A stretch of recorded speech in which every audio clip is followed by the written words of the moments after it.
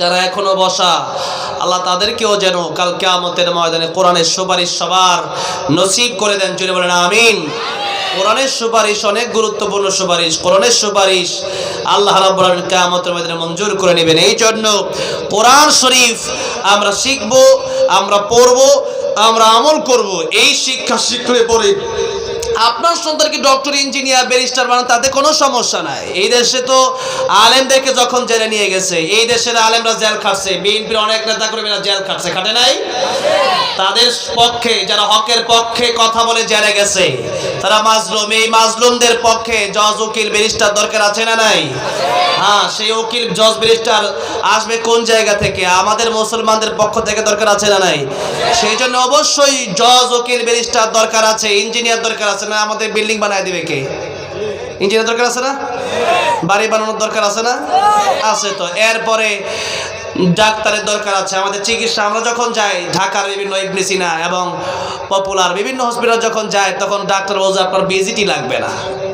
নামাজের সময় হয়ে গেছে, ডাক্তার বলছে সব রোগীর এখন বন্ধ, সিরিয়াল বন্ধ করে দাও।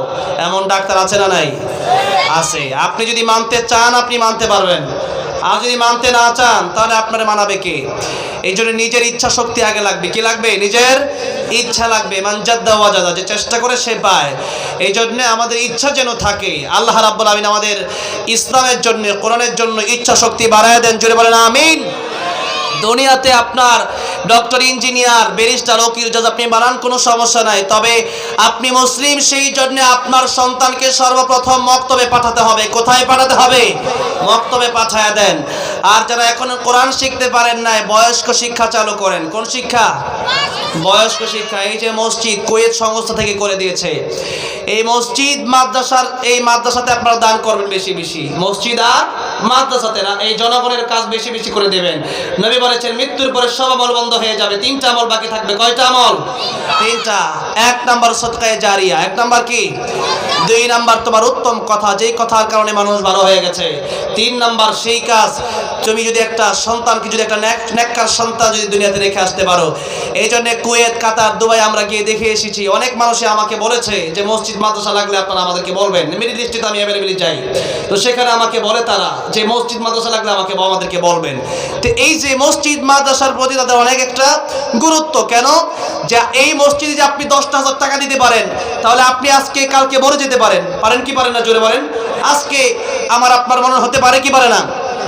মৃত্যুর পরে এই মসজিদে যারা নামাজ পড়বে, নামাজিদের সবগুলো আল্লাহ রাব্বুল আলামিন আমার কবরে, আপনার কবরে পৌঁছায় দেবেন এই মসজিদে দান করার কারণে। সুবহানাল্লাহ। এই জন্য মসজিদে থাকতে রাজি আছেন না নাই? নবী বলেছেন এই মসজিদের সাথে যারা দিল লাগায় রাখবে সব সময় থাকবে। এই মসজিদের কমিটিতে যারা আছেন, আমি আগেই বলেছি যে আমার দেলোয়ার ভাইকে বলেছি মসজিদে বসে যে আপনারা ভাগ্যবান, মসজিদের সাথে থাকলে পরে নবী বলেছেন কাল কিয়ামতের ময়দানে যেদিন মাথার অর্ধ হাত উপরে থাকবে সূর্য, যেদিন পায়ের নিচে থাকবে তামার জমিন, সেই দিন আল্লাহ রাব্বুল আলামিন আরশে আজিমের নিচে তাদেরকে ছায়া দিয়ে দিবেন। সুবহানাল্লাহ। এই জন্য মসজিদ মাদ্রাসায় দান করবেন, যার যতটুকু সামর্থ্য আছে ততটুকু দান করবেন। আপনার নাই? নবী বেলাল রাদিয়াল্লাহু আনহুকে বলছেন, বেলাল আনফিক ইয়া বেলাল, বেলাল তুমি আল্লাহর রাস্তায় খরচ করো, কারণ আল্লাহর ভান্ডারে কোনো কম নাই। तमाम পৃথিবীর মানুষকে যদি আল্লাহ রাব্বুল আলামিন এক একটা দুনিয়া দেয়, আল্লাহর কি শেষ হয়ে যাবে? জোরে বলেন শেষ হবে? এই জন্য এই মসজিদ মাদ্রাসার পক্ষে আপনারা থাকবেন, সদকায়ে জারিয়া আপনারা করবেন। ভাইরা বাবাজিরা, বলেছিলাম কোরআন যদি আপনি শিখতে পারেন, এই মসজিদগুলোতে আপনারা একটা বয়স্ক শিক্ষা চালু করবেন। কি শিক্ষা? বয়স্ক শিক্ষা। যারা কোরআন এখনো শিখতে পারে নাই, আমি প্রথমেই বলেছিলাম যে আজকে আমার ওয়াজের সাবজেক্ট হচ্ছে, প্রথম সব সাবজেক্ট হচ্ছে আরবি কোরআন শরীফ, এরপরে সাবজেক্ট হচ্ছে আমাদের 12 মাসের সাবজেক্ট। তো দেখি কতটুকু যাওয়া যায়। আমি আর 15-20 মিনিট কথা বলবো, লম্বা সময় করব না। ভাইরা বাবাজিরা, তাহলে এই মসজিদে বয়স্ক শিক্ষা যদি আপনি চালু করেন, হয়তো পরকালে আপনি বেঁচে যাবেন।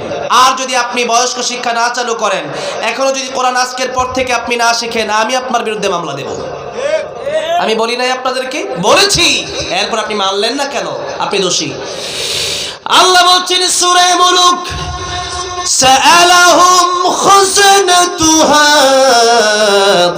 আলাম ইয়াতিকুম নাযীর ক্বালু বালা ক্বাদ জাআনা নাযীর فكذبنا وقلنا ما نزل الله من شيء إن أنتم إلا في ضلال كبير وقالوا لو كنا نسمع أو نعقل ما كنا في أصحاب السعير কিয়ামতের ময়দানে এই পৃথিবীর মানুষকে যখন জাহান্নামে দেওয়া হবে তখন তাদেরকে জিজ্ঞাসা করা হবে তোমাদেরকে কি কোরআন শেখার কথা বলা হয় নাই?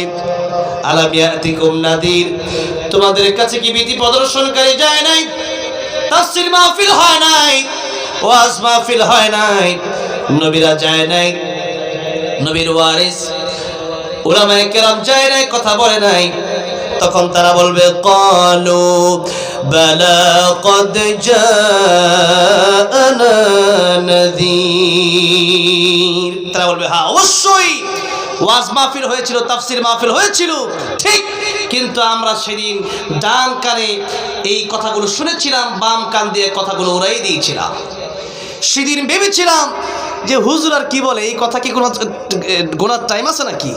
এই যে গোনেন নাই, এই না গোনার কারণেই আপনাকে জিজ্ঞাসা করা হবে সেদিন কেন শোনো নাই। আপনি বলবেন অবশ্যই শুনেছি, কিন্তু ফাকাদ্দাবনা, আল্লাহ তখন আল্লাহ বলছেন, তখন এই মানুষগুলো বলবে আল্লাহ সেদিন অস্বীকার করেছিলাম।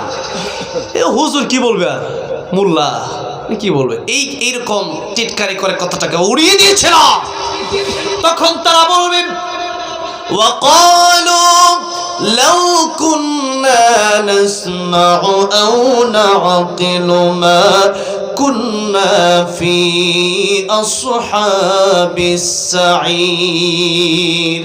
আরে ওই দিন যদি সেই কোরআনের কথাগুলো মেনে নিতাম, শুনতাম, কোরআন যদি শিখতাম, তাহলে আজকে জাহান্নামের এই আগুনে আমাদের জ্বলতে হতো না, এই কষ্টের ভোগান্তি আমাদের পোহাতে হতো না। এই কথা সেদিন মানুষ আফসোস করে করে বলবে, কিন্তু সেদিন আফসোস করলে আর কোনো লাভ হবে না। এই জন্য নবী যে বলেছেন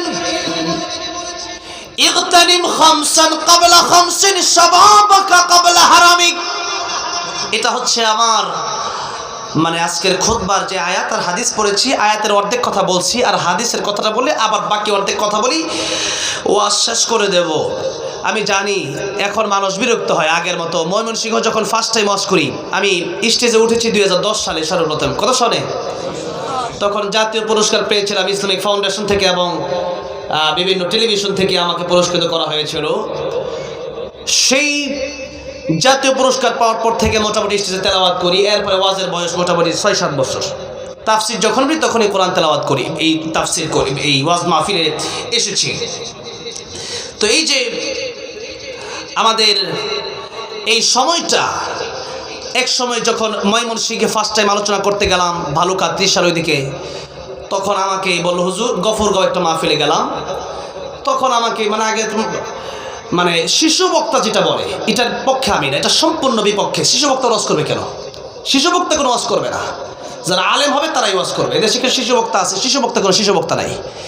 তারপর ওই সময় মানুষ একটু বয়স কমছে, দাঁড়িয়ে ওঠে না, এখন 25 বছর, তাও অল্প কিছু উঠছে আর কি। আর আমার এই যে এইগুলো, এই যে এরা আমার সমবয়সী, এরা ফুফাতো ভাই, আমার স্বাস্থ্য ভাইয়েরা, তো এদের দাড়ি মারি উঠে আর 3-4 বছর উঠছে, আমার উঠে নাই আর কি। তো যাই হোক, তো ওই সময় থেকে আমাকে নিয়ে গেছে, বলছে হুজুর ঘুমায় পড়েন। আমি বললাম কি বলেন কি, 9টা বাজে ঘুমাবো মানে, ওয়াজ দিবেন কয়টায়? বললো আরাম করে ঘুমান, আপনি প্রধান বক্তা, সবার শেষে আপনার সবার শেষে কয়টায়? 7টায় তবারক দেওয়া হবে, তখনই আপনার বয়ান হবে। কথাটা বোঝেন নেই, কিন্তু সেই সময় আর এখন নাই। এখন মানুষ কাজে করবে টাইমে, এই টাইম মেনটেনটা আমাদের একটা গুরুত্ব দিতে হবে। টাইমের ব্যাপারে আমরা গতকালকে সিরাজগঞ্জে প্রোগ্রাম ছিল, সেখানে গিয়ে শাহজাদপুর, সেখানে গিয়ে বলে এসেছি যে এই টাইমে আপনারা গুরুত্ব দিবেন। বলে ভাই 1 মিনিট লাগবে, লাগে 10 মিনিট। তা এরকম বলো যে আপনার 10 মিনিট লাগলে আপনি বলতে পারেন যে আমার 20 মিনিট লাগতে পারে, আপনি বাড়ায় বলেন, আগে গেলে সে খুশি হবে।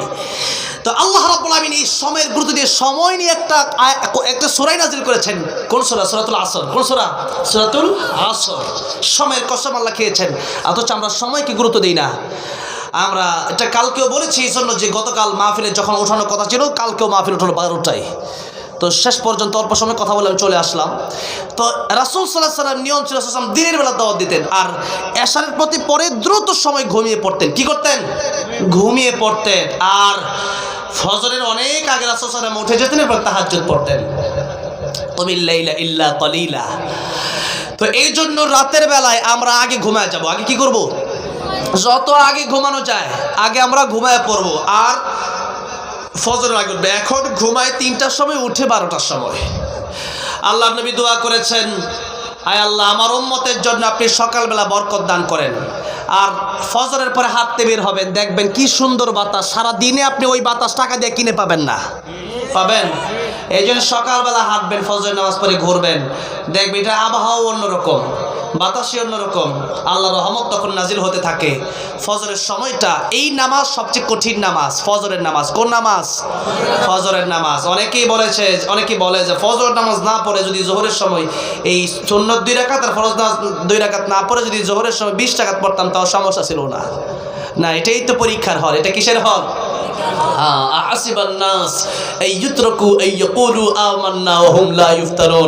আল্লাহ বললেন মানুষ কি মনে করে যে তারা ঈমান এনেছে বলবে তাদেরকে ছেড়ে দেওয়া হবে, তাদেরকে কোনো পরীক্ষা নেওয়া হবে না? অবশ্যই তাদেরকে পরীক্ষা করা হবে। এই পরীক্ষা যখন আসবে জেল হতে পারে, জুলুম হতে পারে, হামলা আসতে পারে, মামলা হতে পারে। এরপরেও মানুষ যারা ঈমানের পরীক্ষা দিতে চায় এরা পিছপা হবে না।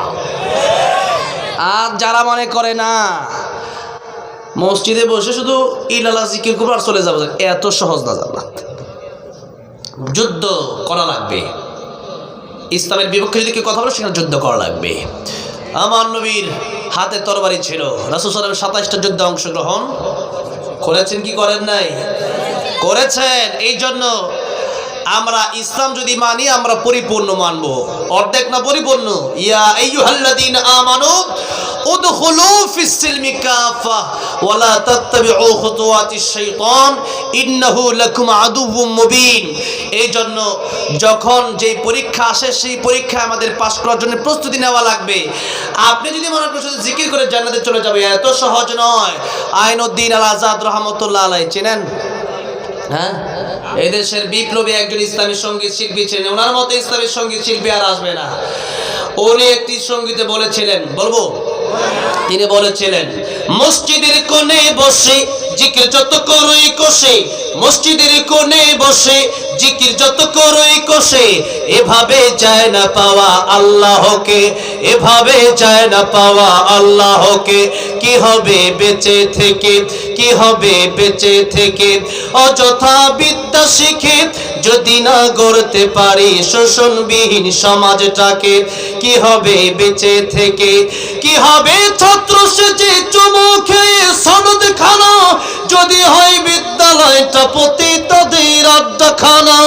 এর চেয়ে মরাই ভালো, দেশ ছেড়ে যাওয়াই ভালো, এর চেয়ে মরাই ভালো, দেশ ছেড়ে যাওয়াই ভালো।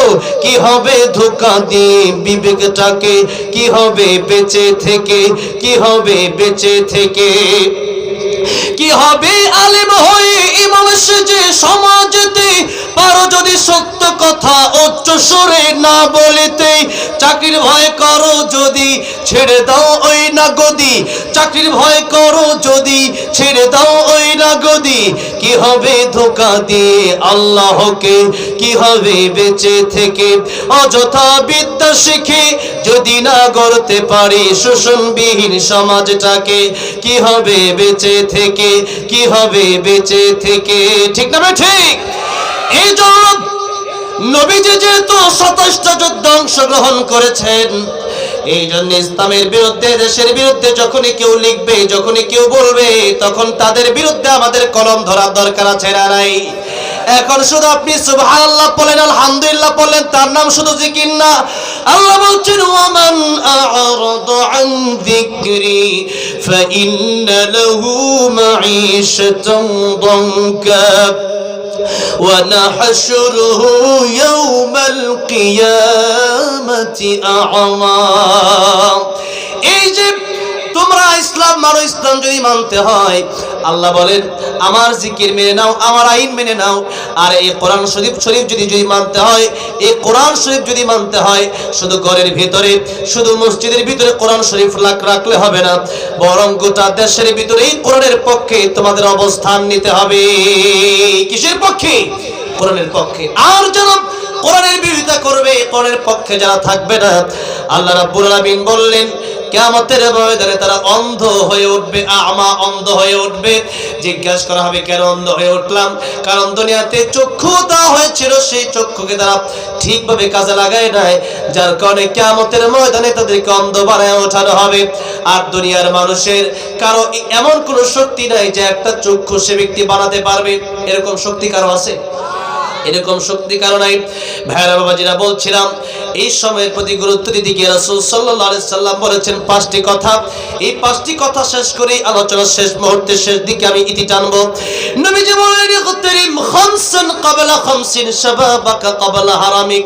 নবী বললেন তোমরা 5টা সময় আসার আগে 5টা সময়কে তোমরা গনিমত মনে করো, মূল্য দাও। 1 নম্বর নবী বললেন যৌবনকাল থাকা অবস্থায় তোমরা মূল্য দাও বৃদ্ধ হওয়ার আগে। কোন সময়কে? যৌবনকালকে। কারণ এই যৌবনকাল চিরদিন থাকবে না। থাকবে? এই যৌবনকাল চিরদিন থাকবে না। এক সময় দেহে শক্তি থাকবে না, এক সময় বৃদ্ধ হয়ে যাওয়া লাগবে।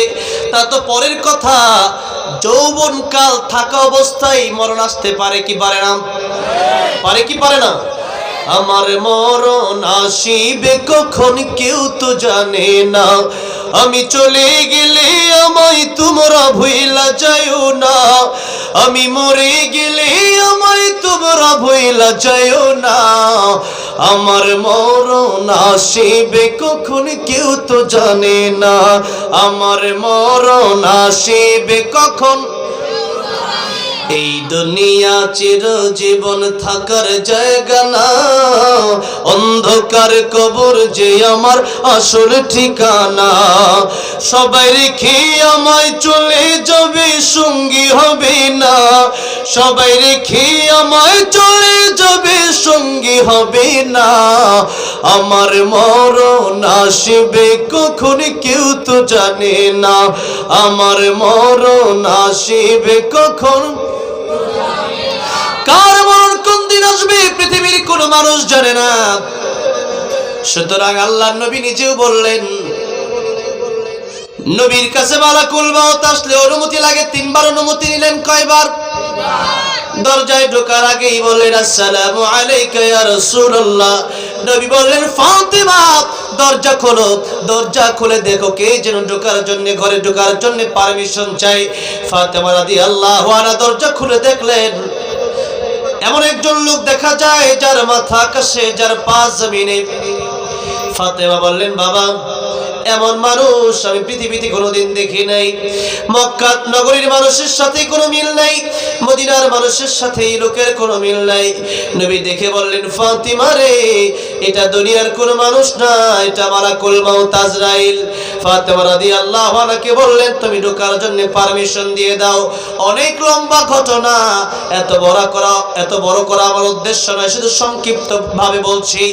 এরপরে ঘরে ঢুকলেন, ঢুকে বলেন ইয়া রাসূলুল্লাহ, আল্লাহ আমাকে বলেছেন আপনার জান কবজ করার জন্য, তবে আল্লাহ বলেছেন আপনি যদি থাকতে চান আল্লাহ আপনার হায়াত বাড়ায় দিবেন। সুবহানাল্লাহ। নবীজি বললেন ও মালাকুল মউত, হাত্তা ইয়াতিয়ানি জিবরাইল, জিবরাইল আসার পর্যন্ত তুমি অপেক্ষা করো। ও মালাকুল মউত, জিবরাইলের সাথে আমি একটু পরামর্শ করব, এখন কি আমি চলে যাব না থাকব? জিবরাইল আমিন চলে আসলেন, অনেক কথা হলো। এবার নবীজি সাল্লাল্লাহু আলাইহি সাল্লামের কাছে আবার অনুমতি নিলেন, এই হলো 3 বার। নবীকে বললেন ইয়া রাসূলুল্লাহ, ইয়া হাবিবাল্লাহ, এখন কি জান কবজ করতে পারি? নবী বললেন এখন তুমি জান আমার কবজ শুরু করে দাও। এই 3 বার অনুমতি নিলেন মালাকুল মউত। নবী বললেন এরপরেও নামাজের পরে নবীর কাছে মালাকুল মউত আসলো, অনুমতি লাগলো। আর নবী বলছেন যে আমি নবী, আল্লাহর পরে যার সম্মান, আল্লাহর পরে কার সম্মান সবচেয়ে বেশি পৃথিবীতে? কার?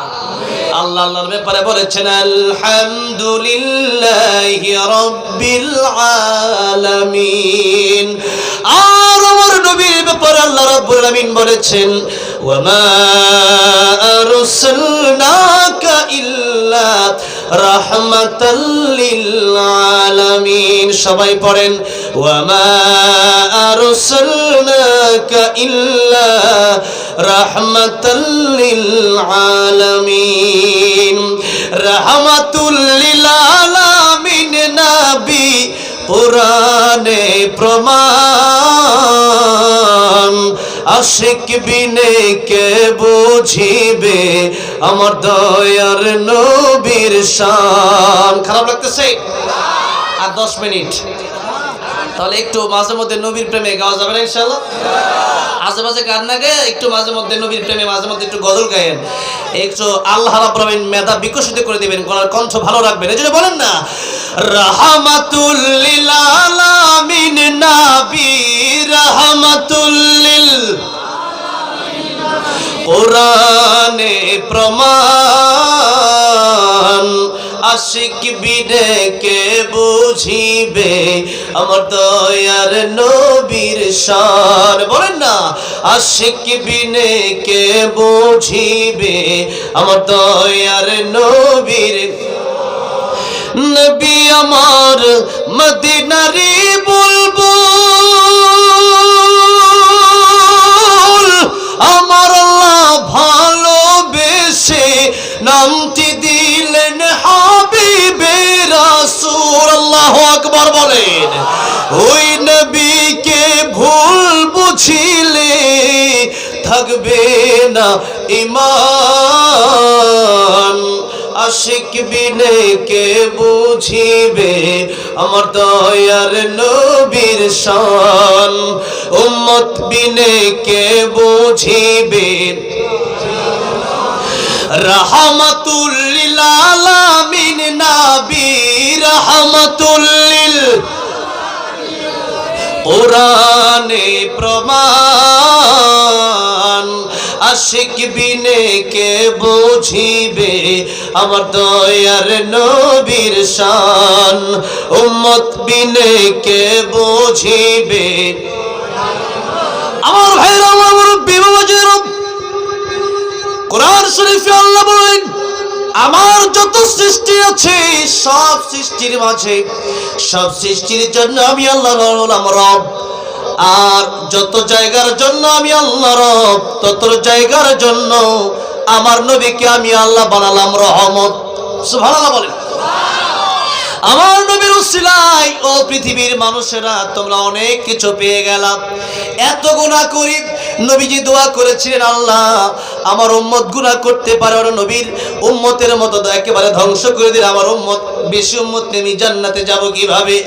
আল্লাহ বললেন ও আমার বন্ধু আমার হাবিব, আপনার উম্মত গুনাহ করলে আমি আল্লাহ রব্বুল আমিন তওবার সুযোগ দিয়ে দেব। সুবহানাল্লাহ বলেন। আর না হলে আমরা দৈনিক যে গুনাহ করি ইতিপূর্বেই গজব চলে আসার কথা ছিল, ঠিক না বেঠিক? এত গুনাহ করি এরপরেও রহমত আছে না নাই? নবীর দোয়ার বরকতে। কার বরকতে? রাহমাতুল লিল আলামিন নবীর দোয়ার বরকতে। ভাইরা বাবাজিরা, সেই নবী বলছেন আমার সম্মান আল্লাহর পরে এই পৃথিবীর সকল সৃষ্টির ঊর্ধ্বে আমি নবীর সম্মান। ও দুনিয়ার মানুষেরা, ও আমার সাহাবীরা, জীবনের গ্যারান্টি আমি নবীও দিতে পারবো না। নামাজ পড়ে ডান দিকে সালাম ফিরায়া বাম দিকে সালাম ফিরানোর গ্যারান্টি আমি রাহমাতুল লিল আলামিন নবীরও নাই। নবী বলতেছেন আমি রাহমাতুল লিল আলামিন, এরপরেও আমি ডান দিকে সালাম ফিরায়া বাম দিকে সালাম ফিরানোর মতো গ্যারান্টি আমি নবীর নাই। তাহলে কি আমরা কি জীবনের গ্যারান্টি দিতে পারবো? পারবো। আল্লাহ বলছেন সূরা তাহা ইন্নাস সাআতা আতিয়াতুন আকাদু উখফিহা লিতুজজা কুল্লু নাফসিন বিমা তাসআ। আল্লাহ বলছেন আমি আল্লাহ রাব্বুল আলামিন কিয়ামত কায়েম করব। আমি আল্লাহ রাব্বুল আলামিন এই পৃথিবী ধ্বংস করে দেব। আর এই 4 ব্যাখ্যায় কিয়ামত এসেছে, ধ্বংস এসেছে।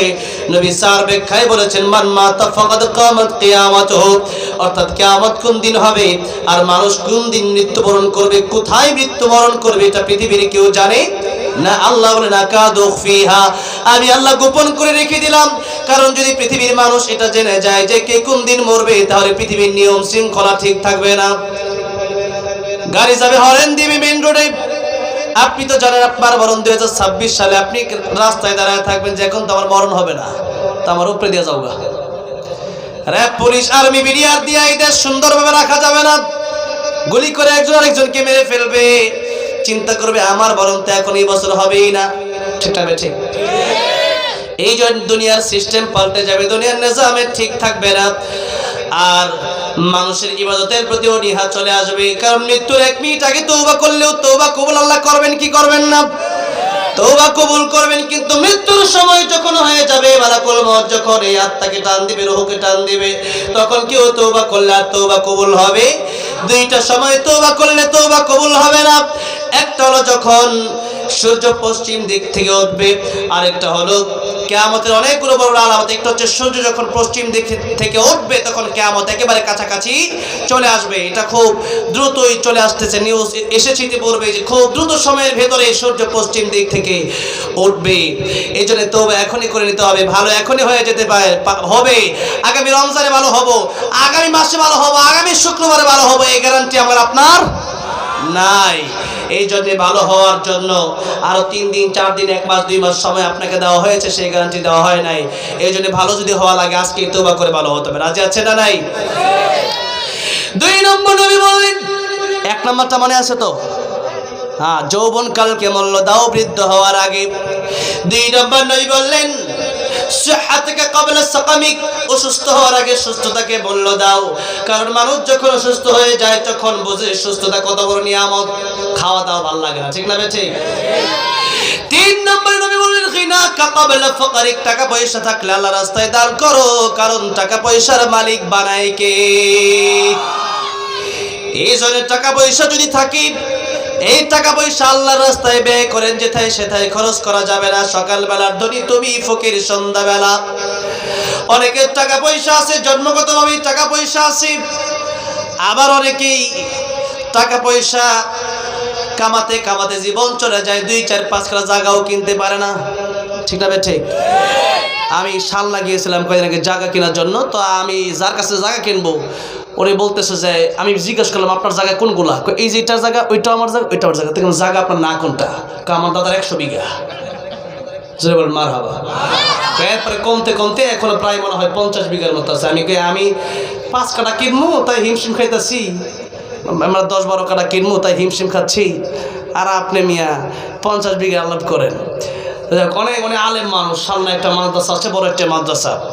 ওই মাদ্রাসার মুহতামিম সাহেব উনি তো বললাম, আল্লাহ তো আপনারা আলেমও বানাইছে, আবার দুনিয়াও দিছে। ধনী হইলেই তো খারাপ না, ধনী হইলে খারাপ নাকি? হ্যাঁ, ধনী হইলে যদি আল্লাহ রাস্তায় টাকা পয়সা কাজে লাগাতেন ভালো। উসমান গনি, নবীর জামাতা উসমান গনি রাদিয়াল্লাহু আনহু, সেই ধনী না, গনি মানে শিল্পপতি। কি পতি?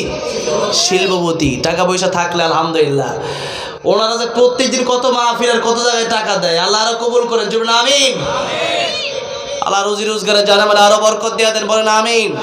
টাকা যত দিবেন, যত খরচ করবেন ইসলামের পথে, ততই আপনার আসবে। আমি কৃপণতা করি না। আমার সাথে হোটেলে খাইতে বসলে আপনাকে আমি বিল দিতে দিব না, তো আমার সাথে খায়েন আপনি। আমি বলছি না বিল দিব না, আমি বলি যে বিল আমি দেব, আমার ভালো লাগে। আলিয়াদুল উলিয়া খায়রুম মিনাল ইয়াদিস সুফলা, যেই হাতটা এইভাবে থাকে ওইটার দাম বেশি। এই জন্য আমি দেওয়াটা পছন্দ করি। এই জন্য খাইতে যখন বলবেন কৃপণতা করবেন না, বিল দেওয়ার চেষ্টা করবেন। অনেকে আছে খায়া কয় একটু আটটা মুচ্ছাই কয়ে বাড়িয়ে যা। ঠিক না? ঠিক। ওই যে এগোর লোক একদিন গেছে হোটেলে খাইতে, এরা কয় মিষ্টি আর দই খাই আসতে করে বার হয়ে গেছে আমার রেখা। কিরে হাসা কথা না রে, আঙ্গুল বাজারও। এই যদি হয় অবস্থা, এরকম করবেন না। যত খরচ করবেন তত দিবেন। আর যদি জমায় রাখেন দেখবেন এমন এক রোগ হয়েছে, সব টাকা ওইখানে দিলেন, শেষ হয়ে গেছে। যত খরচ করবেন তত আল্লাহ দিবে। যত কি করবেন, আপনি আমার কথা মানেন, আপনি ইসলামের পক্ষে খরচ করেন, দেখেন কত আসে। যখন থেকে খরচ করা শুরু করেছি তখন থেকে আসা শুরু হয়েছে। তখন থেকে কি শুরু হয়েছে? এখন ডেইলি আসে 50,000 1 লাখ। এখন থেকে খরচ যত করি, আমিও বন্যার সময় প্রায় 50 লাখ দিয়েছি, আলহামদুলিল্লাহ কর। যত দেই আল্লাহ আমার দিয়ে দেয়। তো এই জন্য যত দিবেন তত আল্লাহ আপনার দিবে। আর আপনি দেখুন না দেবো না, আপনি ওইটা জমা রাখেন, এমন রোগ হবে আইসিইউতে দিতে দিতে আপনার শেষ হয়ে যাবে। কৃপণ যারা হয় আর আল্লাহর বন্ধু হতে পারে না, ইসলামের বন্ধু হতে পারে না। মসজিদ মাদ্রাসা কোরআনের পক্ষে তারা থাকতে পারে না। টাকা দেওয়ার সময় বাপ মার পক্ষে থাকবেন। বাপ মার যারা মারা গেছে তাদের জন্য দান করবেন বেশি বেশি। বাপ মা এত সম্পদ রেখে গেছে, টাকা দিতে বললে 100 টাকা দেয়, 5 টাকা 10 কেন দেন? আপনার বাপ মা এত জমি আপনার জন্য রেখে গেছে, বাপ মার জন্য কমপক্ষে 10-20 হাজার টাকা দেওয়া দরকার আছে না নাই? আছে। শুকর আদায় করবেন, বাপ মায়ের জন্য দোয়া করবেন, শুকর আদায় করবেন। বাপ মা হচ্ছে অমূল্য সম্পদ। কি সম্পদ? নবী বলেছেন একবার তাকাবা কবুল হজের সওয়াব হবে। সাহাবী বলেন আসলে 100 বার যদি তাকাই, নবী বললেন তুমি তাকাতে তাকাতে অস্থির হতে পারো, আল্লাহ সওয়াব দিতে কোনো অস্থির হবেন না। এই জন্য বাপ মার কাছ থেকে আমরা অনেকে সম্পদ পেয়েছি, এটার আপনারা গনিমত মনে করবেন, এটার কদর করবেন। বাপ মা যেহেতু এত সম্পদ আপনাকে দিয়ে গেছেন, অনেকের বাপ মা কত কষ্ট করেছেন, আপনি তো সম্পদ যারা কামান নাই তারা সম্পদের মর্যাদা বুঝবেন না। আপনার বাপ মা যে কষ্ট করে টাকা পয়সা কামাইছে, আপনার বাপ মাকে জিজ্ঞেস করবেন। মিষ্টি খাইতে মন চাইছে, খায় নাই, ছাপ ফালাই দিছে, ময়লা। এরকম কৃপণতা করে অনেকে টাকা পয়সা কামাইছে, এরপরে এই টাকা পয়সা আপনার জন্য জমায়ে গেল। সুতরাং বাপ মার জন্য কিছু দান করার দরকার আছে না নাই?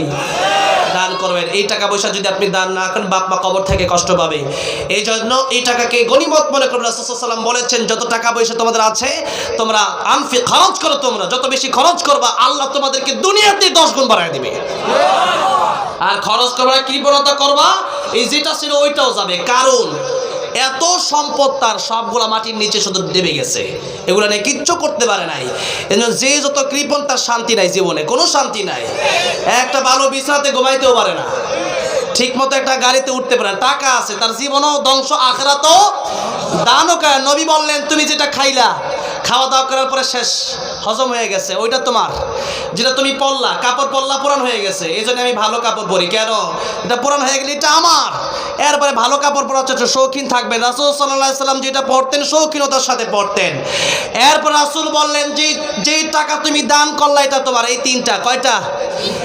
যেটা তুমি খাইলা, যেটা তুমি পরলা, যেটা তুমি আমল